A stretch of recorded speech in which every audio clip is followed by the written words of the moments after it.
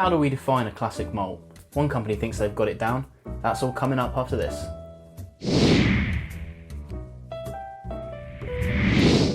Hi everyone and welcome to Nonsense Whisky, episode 42.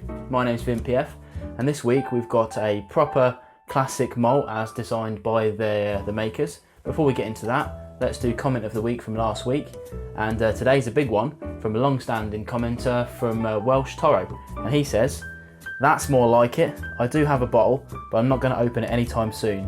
I don't think it's worth more than the Springback 18 or any number of quality 18-year-olds. Luckily I got mine for £79 in a postal cock-up." And that was all about the Yamazaki 18. And of course, he's quite right. If you ever see him in my comic sections, he doesn't make bold false claims, he makes bold true claims. And if he got that bottle for 79 quid, then he definitely shouldn't open it. Although it is good, and it's good enough to enjoy at that price. You know, you didn't have to spend 300 quid on it. But you know, you got a good return there, buddy. Cheers for commenting. As always, if you want to be in for a chance of having your comment read out, stick a comment below and I'll pick my favourite one next week. So on to the dram. We're going to have a little bit of a gap in between series. Just finished my Japanese series if you want to check that one out. There's a little link above here. And I'm going to be going into a American whiskey series, be a bit longer series, as voted for by you guys on Twitter. Only just about, but it did win. But in between I'm going to do a couple of little random ones just to keep things flowing. And this time round we have the Oban 14-year-old. I picked this little wee bottle up in a small little wine shop in Stratford-upon-Avon called Vinology.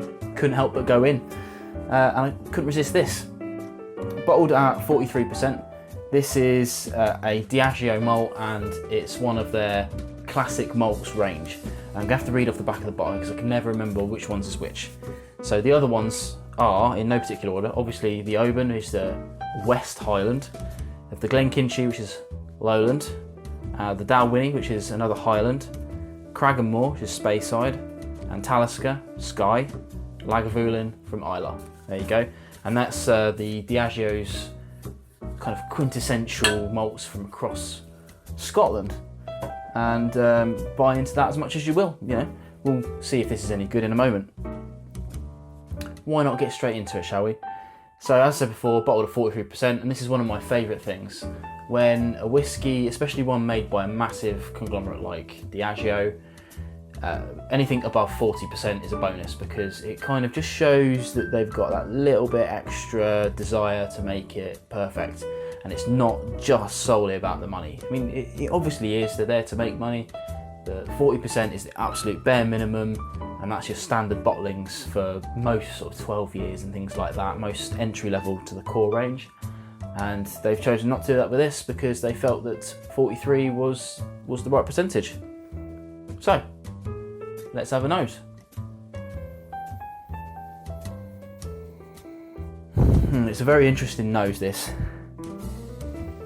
There's a lot of kind of cereals and malts, but not in a young way. You know, if you've had some young malts before, I think I've covered the English, and although it's not young, but you get that kind of malt that's there right from the start. It's there, but it's not a fresh malt. It's a well-aged malt. Touch of smoke, not much.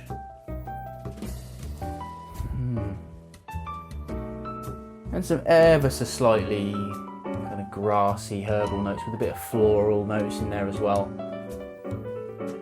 You'll know what I mean if you ever get to smell this. And why shouldn't you? I mean, this small little bottle here cost me just shy of 20 quid, I think, and a big bottle is somewhere between 45 and 50 pounds in the UK. Just got a touch of apples then. Odd. Why not? Okay, let's go in for a taste and see what we have.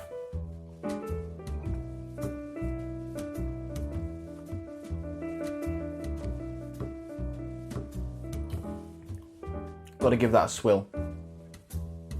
Very important. It's got some spice on there, a little bit of tingle. More of that malt we were talking about on the nose. And that kind of ever so slightly peaty, smoky. It's more smoke than peat, but both are definitely there. And it just rears its head towards the end, just to give you that kind of last little bit of interest. just as you swallow him.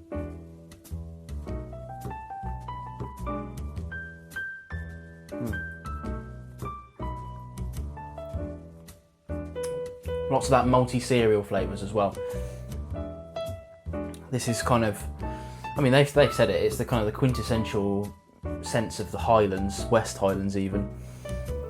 That's a whole subject of its own. There are people out there that have talked about regions and what they used to mean, and do they even still count anymore? Not really. I mean, traditionally they still count because they still do the same things as they always did. But in this day and age, you can ship whatever ingredients you want from anywhere and quite easily make whatever you want. But they try to stick to their traditions, make peated if they always made peated, such like. But even some of the peated distilleries make unpeated, and even some of the unpeated make peated now.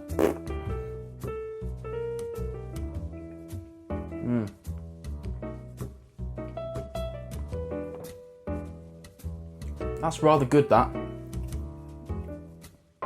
This is my first experience of the Oban 14, this small little bottle. You can see I've not had much of it. Just enough to kind of get an idea about what I was going to say. And I think one of the things that stood out to me when I first bought the bottle was the bold claim of, classic malts. Is it really a marketing ploy from Diageo? Of course, but you don't get a kind of status like that without having a reason to. If it was utter pish, then it wouldn't sell. It would say classic malts and people wouldn't buy it. But it really is rather tasty. And in terms of the other ones on here, I mean, yeah, Lagavulin, sure, Talisker, sure, Cragganmore, Darwini, Glenkinchie. I've never had a Glenkinchie actually.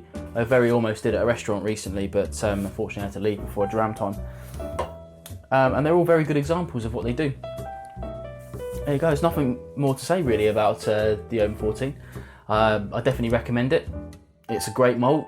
I'm sure most of you guys watching will have tried it before. It seems to be one of those ones that goes around a lot. I'm definitely glad I finally picked this up, and I wouldn't even sniff now at spending the 45 to 50 quid to get a full bottle of this. Unfortunately, I am a video reviewer though, so I'm always looking for something different, and especially little small bottles so that I can try things for a less of a cost. There you go. Thanks for joining me for another episode of No Nonsense Whisky Reviews. Don't forget to subscribe to the channel for more videos every Thursday. As I said at the top of the show, I'm going to be doing a couple of little bits and bobs. Hopefully I've got some special stuff coming up, we'll see. And then after that I'm going to be doing a big series of American whiskies, and I'm not just talking bourbon, I'm talking some really special stuff, including something that you cannot get in the UK right now. I bought a bottle of it from, I won't say where because that'll spoil it. But that's all coming up. Hopefully I might even be able to churn out a couple of episodes a week because I've got quite a lot to get through. Again, thank you for joining me, and I'll see you again on another No Nonsense Whisky video.